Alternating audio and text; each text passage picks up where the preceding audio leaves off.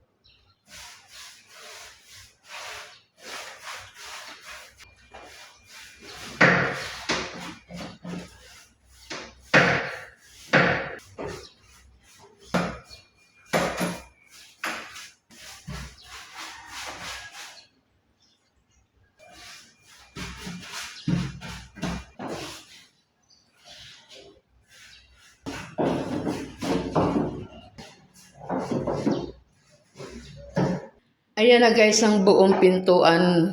Ayan na guys, oh. First, dalawang coating ito mga friends. Barley, dalawang buti ang naubos ko.